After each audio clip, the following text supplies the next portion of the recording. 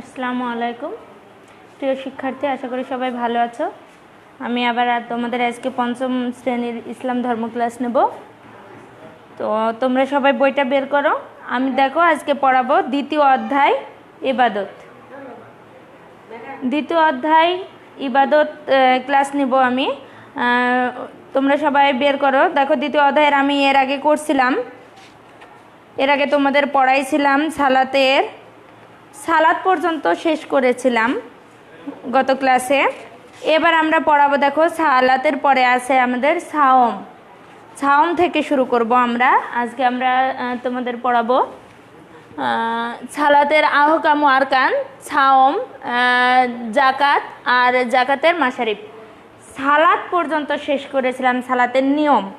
আজকে আমরা সালাতের আরকান আহকাম পড়ব। দেখো তোমরা সবাই বই বের করো, তোমরা 34 পৃষ্ঠা।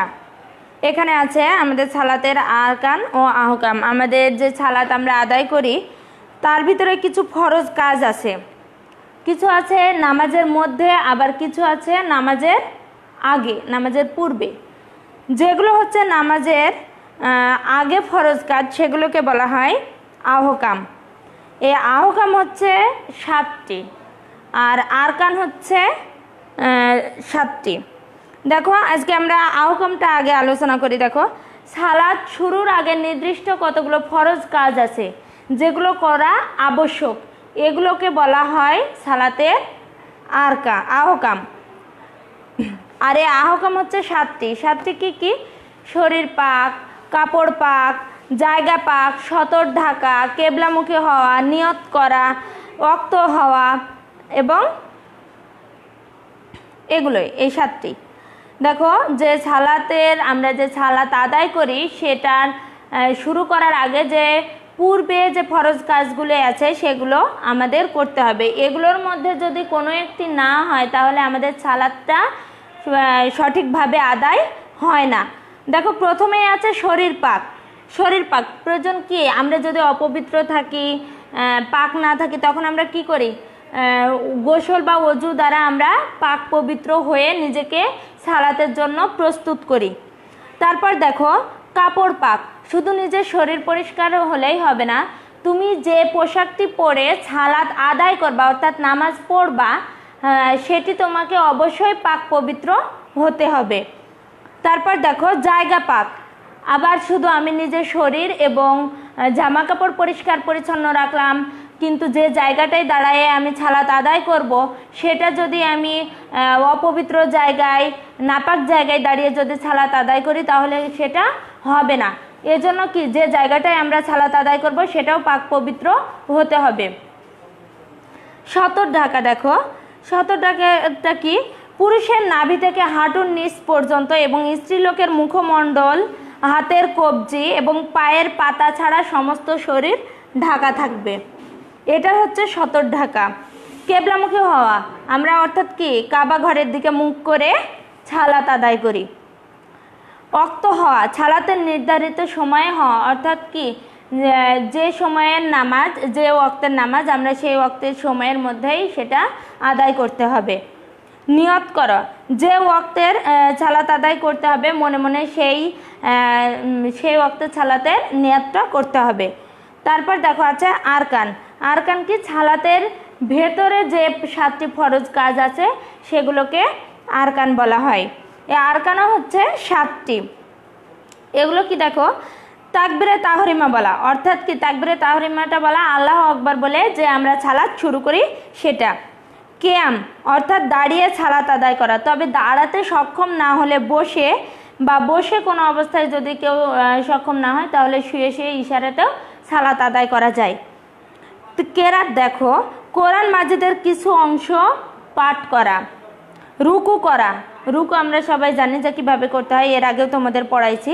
সিজদা করা, শেষ বৈঠকে বসা, শেষ বৈঠকে তাশাহুদ পড়া, দরুদ পড়া, দোয়া মাছুরা পড়ে সালামের মাধ্যমে সালাত শেষ করাকেই সালাতের শেষ বৈঠক বলে।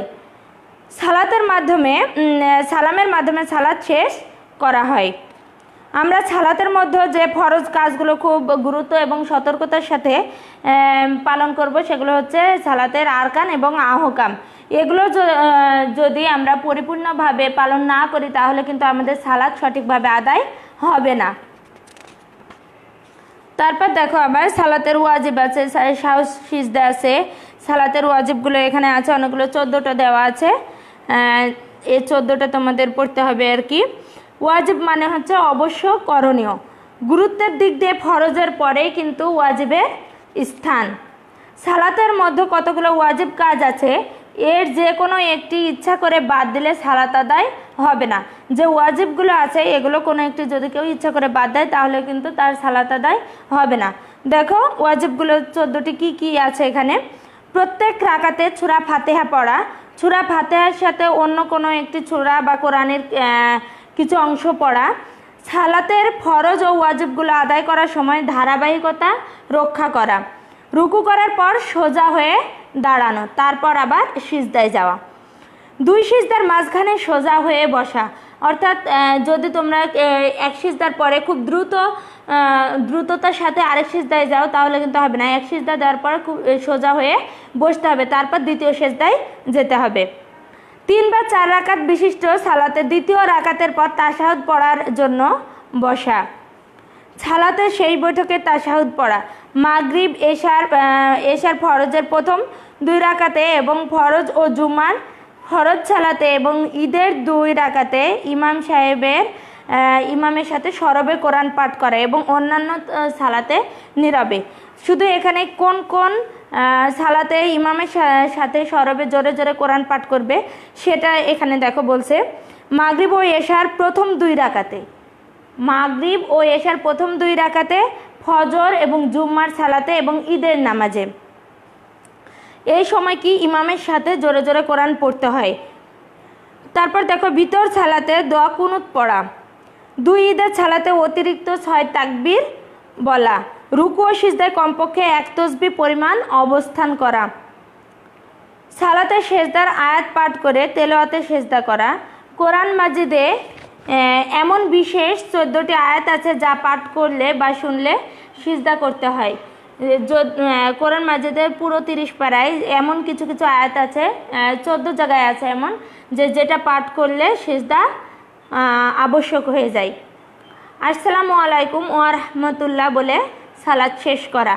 ভুলে কোনো ওয়াজিব কাজ বাদ পড়লে সাহু সিজদা করা।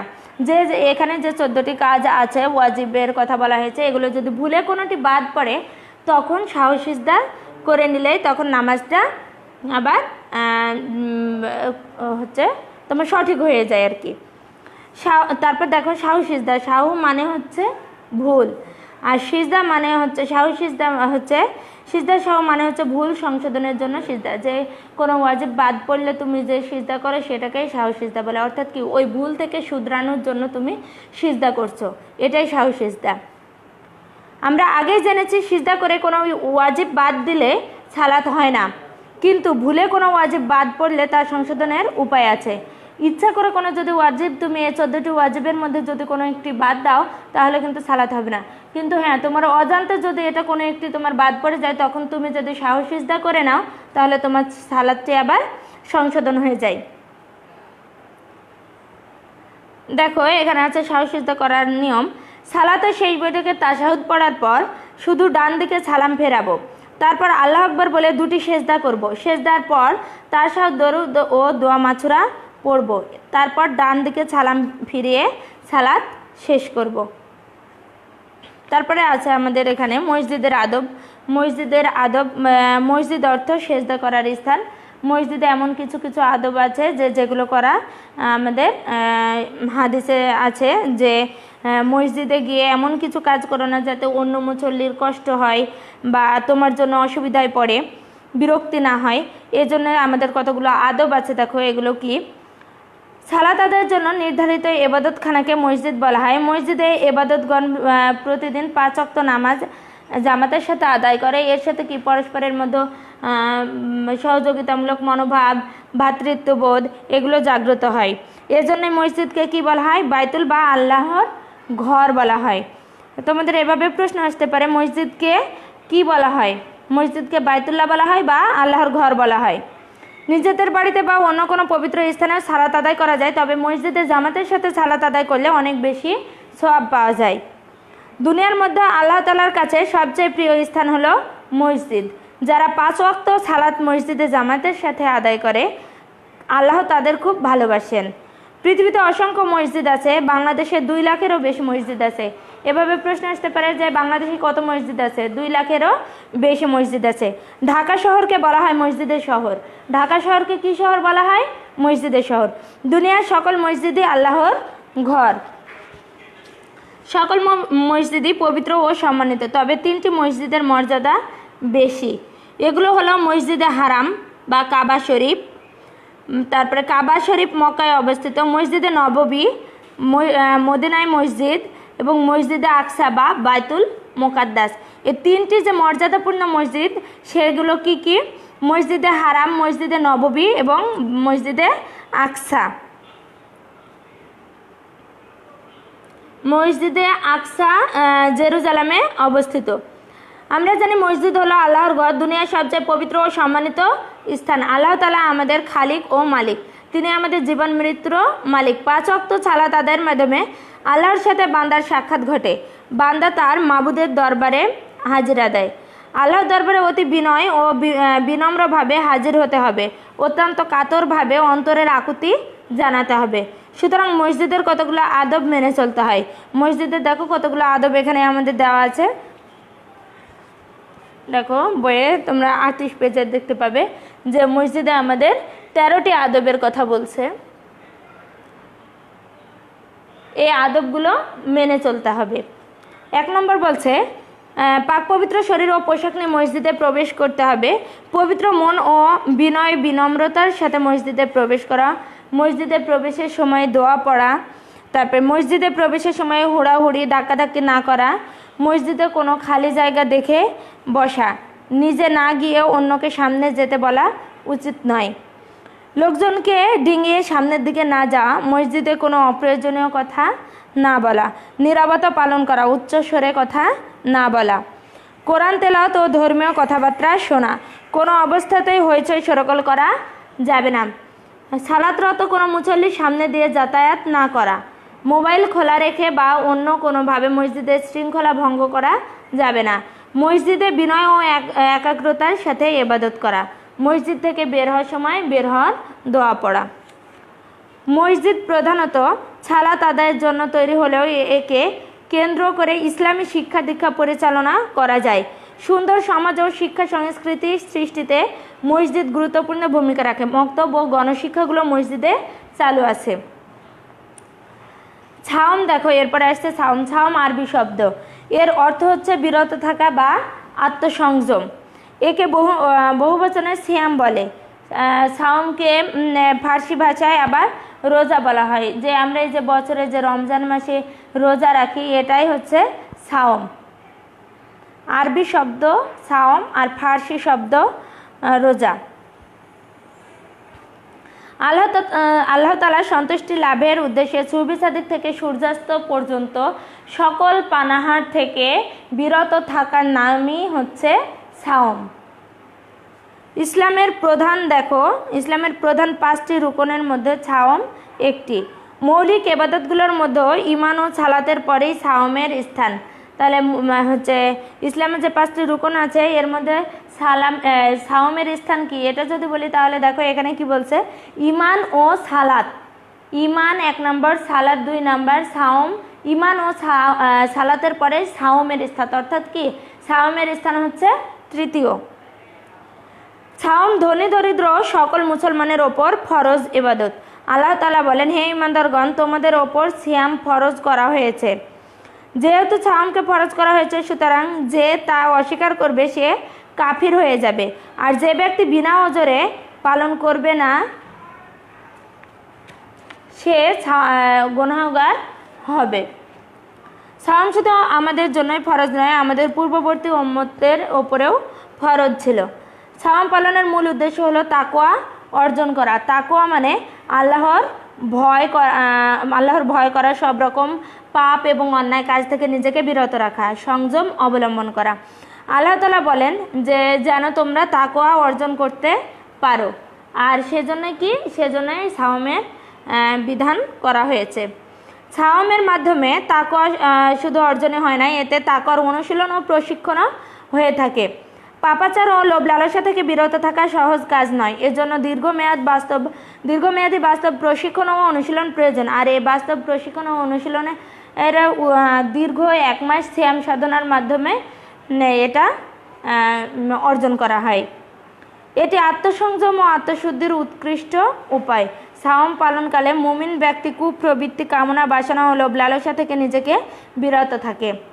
সিয়াম পালনকারীর সামনে যত লোভনীয় খাবার আসুক, যতই ক্ষুধা তৃষ্ণা লাগুক, সূর্যাস্ত না হওয়া পর্যন্ত সে কিছুই খায় না।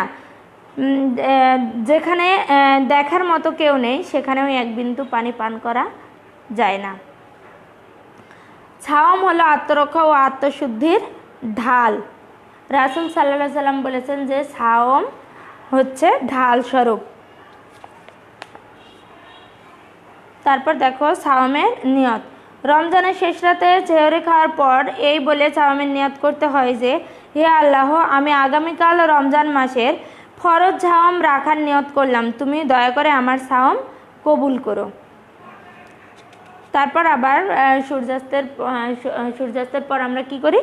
ইফতারের সময় আমরা ইফতারের দোয়া পড়ে আমরা সিয়াম ভঙ্গ করি। তারপরে আছে পরে আছে দেখো আমাদের পরের পাঠে আছে জাকাত। জাকাত শব্দের অর্থ পরিচ্ছন্নতা বা পবিত্রতা ও বৃদ্ধি। মুসলমানদের নিসাব পরিমাণ ধন সম্পদের একটি নির্দিষ্ট অংশ বছর পূর্তিতে আল্লাহ তাআলার নির্ধারিত খাতসমূহকে ব্যয় করার নামই হচ্ছে জাকাত। ইসলামের 5টি রুকনের মধ্যে সালাতের পরে জাকাতের গুরুত্ব বেশি। কোরআন মাজিদে বহু স্থানে আল্লাহ তাআলা সালাতের সাথে জাকাতের কথাই উল্লেখ করেছে যে তোমরা সালাত আদায় করো এবং জাকাত প্রদান করো, তোমরা সালাত কায়েম করো এবং জাকাত দাও। জাকাত হচ্ছে আল্লাহ কর্তৃক নির্ধারিত ধনীদের সম্পদে গরিব ও নিঃস্বদের অধিকার। তারপর দেখো সম্পদকে পবিত্র করার এবং তার উপর অর্পিত দায়িত্ব পালন করার একটি অবশ্যকরণীয় ব্যবস্থা। আল্লাহ তাআলা বলেন, আর তাদের ধনীদের সম্পদের অবশ্যই দরিদ্র ও বঞ্চিতের অধিকার আছে। আমরা জেনেছি জাকাতের একটি অর্থ হচ্ছে পবিত্রতা। জাকাত দিলে সম্পদের পবিত্রতা হয়, কৃপণের কুশলতা থেকে পবিত্র হয়, আর আমলনামা গুনাহ থেকে পবিত্র হয়। ধনীদের সম্পদে গরিবদের অধিকার আছে, একটি নির্দিষ্ট অংশ মিশে আছে। গরিবদের অংশ দিয়ে দিলে অবশিষ্ট সম্পদ মালিকের জন্য তখন পবিত্র হয়ে যায়। জাকাত না দিলে তা ময়লাযুক্ত থাকে এবং জাকাত দিলে তা ময়লামুক্ত হয়ে যায়। জাকাতের আরেক অর্থ বৃদ্ধি। জাকাত দিলে জাকাত দাতার সব বৃদ্ধি হয়। সামান্য জাকাতের বিনিময়ে পরকালে সে প্রচুর পুরস্কার লাভ করবে, তার অর্জিত সম্পদ বৃদ্ধি পাবে। জাকাত দিলে ধনী গরিবের মধ্যে সম্পর্কের উন্নতি হয়, ভালোবাসা বৃদ্ধি পায়। মহানবী সাল্লাল্লাহু আলাইহি সাল্লাম জাকাত সম্পর্কে বলেছেন, জাকাত ইসলামের ধনী গরিবের মধ্যে সেতু বন্ধন। জাকাত দিলে ধনী গরিবের ব্যবধান কমে যায়। আল্লাহ তাআলা আমাদের খালিক ও মালিক, সকল ধন সম্পদের মালিকও তিনি। সম্পদের মালিকানা আল্লাহর, এ কথার বাস্তব প্রমাণ ঘটে জাকাতে। জাকাতের প্রকৃত মালিক আল্লাহ তাআলা বিধায় সম্পদ তার বিধান অনুযায়ী গরিবদের মধ্যে বিতরণ করতে হবে। জাকাত না দিলে আল্লাহর মালিকানা অস্বীকার করা হয়। যারা সম্পদ পুঞ্জীভূত করে রাখে, জাকাত দেয় না, তাদের পরকালে কঠিন আযাব ভোগ করতে হয়। তারপর দেখো জাকাতের নিসাব। নিসাব শব্দের অর্থ নির্ধারিত পরিমাণ বা মাত্রা, যে কতটুকু ধন সম্পদ থাকলে কি পরিমাণ জাকাত দিতে হবে সেটার একটা হিসাব। যে পরিমাণ সম্পদ থাকলে জাকাত ফরজ হয় তাকে নিসাব বলে। অর্থাৎ দৈনন্দিন প্রয়োজনীয় ব্যয় বাদ দিয়ে নিসাব পরিমাণ মালের অধিকারী হলে বছর পূর্তিতে একটি নির্দিষ্ট অংশ আল্লাহর নির্ধারিত খাতসমূহে প্রদান করতে হয়। এটাই হচ্ছে জাকাত। নিম্নোক্ত সম্পদ নিসাব পরিমাণ থাকলে, যেমন সোনা কতটুকু থাকলে স্বর্ণের জাকাত দিতে হয়, সোনা বা রূপা, নগদ অর্থ ও গহনাপত্র গবাদি পশু, জমিতে উৎপন্ন ফসল, ব্যবসা বাণিজ্যের পণ্য, অর্জিত সম্পদ ইত্যাদি। এগুলো যদি যে জাকাতের নিসাব আছে সেগুলোর বেশি হলেই সেগুলোকে এগুলোকে সেই নির্ধারিত খাতসমূহে ব্যয় করার বিধান রয়েছে। দেখো স্বর্ণের হিসেবটা 7.5 ভরি সোনা বা 52.5 তোলা রূপা থাকলে সেখানে জাকাত দিতে হয়, এর ওপরে থাকলে জাকাত দিতে হয়, এবং এটি নির্দিষ্ট বছর পূর্তিতে থাকলে সেটা জাকাত দিতে হয়। এর কোনো একটি অথবা উভয়টির মূল্য পরিমাণ কোনো সম্পদ থাকলেও জাকাত দিতে হয়, বা ওই পরিমাণ কোনো সম্পদ যদি থাকে যে ওই 7.5 তোলা সোনা বা 52.5 তোলা রূপার পরিমাণে হচ্ছে আছে, সেটার মূল্য 52.5 তোলা 7.5 তোলা সোনা এবং 52.5 তোলা রূপার যে পরিমাণ মূল্য, সেই পরিমাণ মূল্যের যদি অন্য কোনো সম্পদ থাকে সেটারও জাকাত দিতে হবে। হতে পারে সেটা উৎপাদিত ফসল, গবাদি পশু, এগুলোরও জাকাত দিতে হবে। তারপর জাকাতের মাসারেফ বা খাত। জাকাতের মাসারেফ বা খাত হচ্ছে ব্যয়ের খাতসমূহ। জাকাত দেওয়া যায় তাদেরকে, যাদেরকে জাকাত দেওয়া হয় তাদেরকে বলা হয় জাকাতের মাসারিফ। সবাইকে জাকাত দেওয়া যায় না, অর্থাৎ জাকাতের টাকা বা জাকাতের পণ্য যাদেরকে দেওয়া যায় সেই সমস্ত লোকদেরকেই জাকাতের মাসারিফ বলা হয়, যে এই সমস্ত লোককে জাকাত দেওয়া যায়। এখানে আছে ফকির বা অভাবগ্রস্ত, মিসকিন বা সম্বলহীন, জাকাতের জন্য নিয়োজিত কর্মচারী বৃন্দ, ইসলামের প্রতি আকৃষ্ট হতে পারে এমন ব্যক্তি, দাস মুক্তি, ঋণগ্রস্ত, আল্লাহর পথে সংগ্রাম করে এবং অসহায় প্রতীকদের জন্য জাকাত ফরজ। জাকাতের এবং এই খাতগুলো তাদের প্রাপ্য। জাকাত দিলে মাল পবিত্র হয়, সম্পদ ও সওয়াব বৃদ্ধি পায়, ধনী দরিদ্রের বৈষম্য দূর হয়, মুসলিমদের মধ্যে ভ্রাতৃত্বের সেতুবন্ধন সৃষ্টি হয়, সমাজ থেকে অভাবজনিত অসামাজিক কার্যকলাপ ও অপরাধ দূর হয়, সমাজে শান্তি ও শৃঙ্খলা স্থাপিত হয়।